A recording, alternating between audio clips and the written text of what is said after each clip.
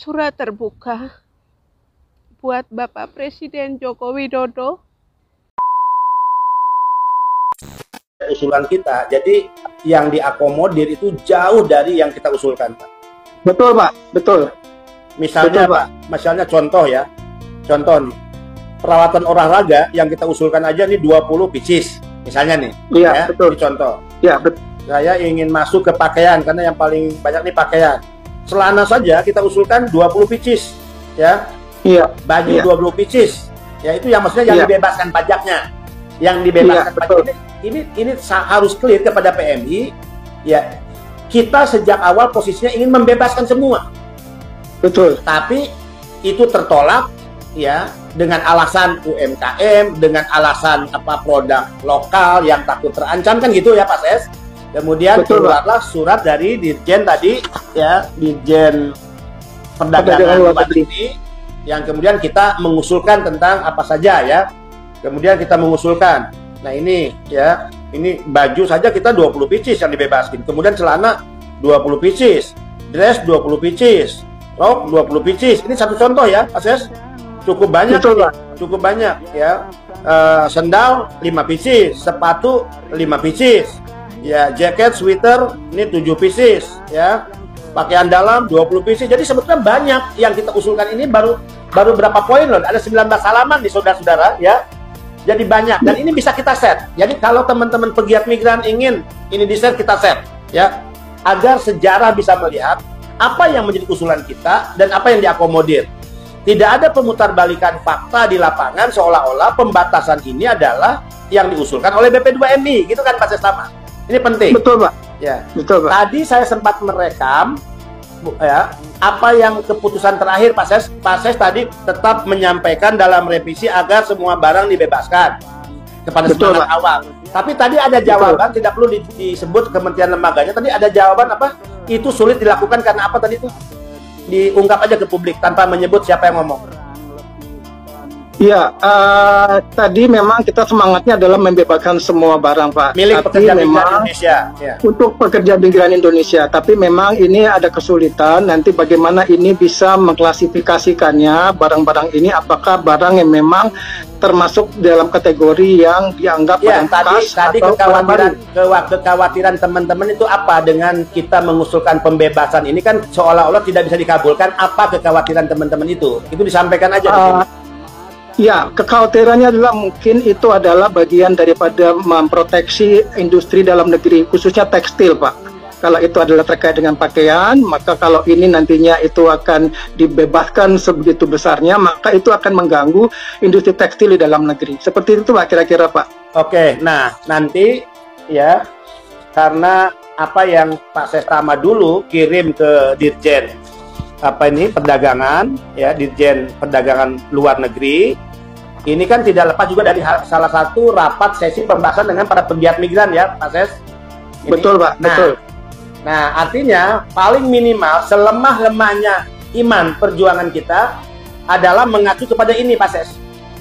Betul, Pak. Kepada sebanyak ini barang.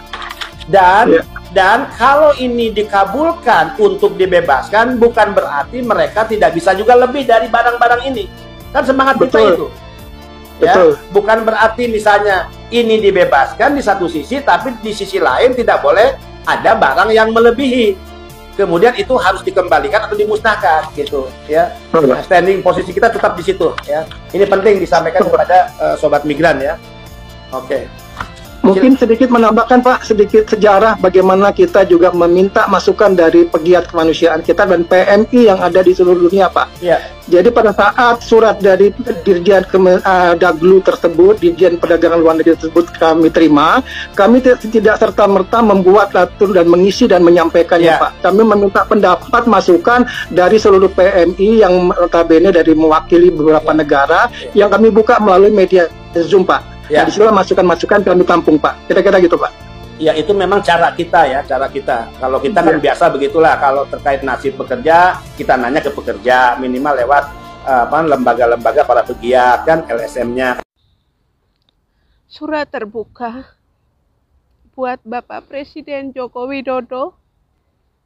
Kalaupun tweet saya ini lewat,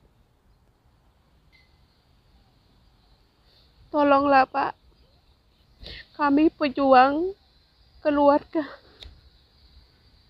Jangan dipersulit pengiriman barang kami, kepulangan kami ke tanah air. Kami ini bukan maling, bukan perampok, bukan korupsi. Tapi kami adalah pejuang devisa. Kami adalah pejuang keluarga. Saya berasal dari Jawa Timur, Pak. Saya seorang janda anak 3. Kalaupun ada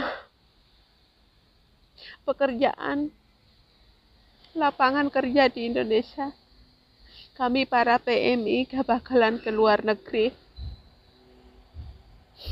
Pemerintah belum tahu yang namanya babu di luar negeri kayak apa. Pengorbanan kami kayak apa. Kasihan kami, Pak. Kenapa kami dipersulit pengiriman barang?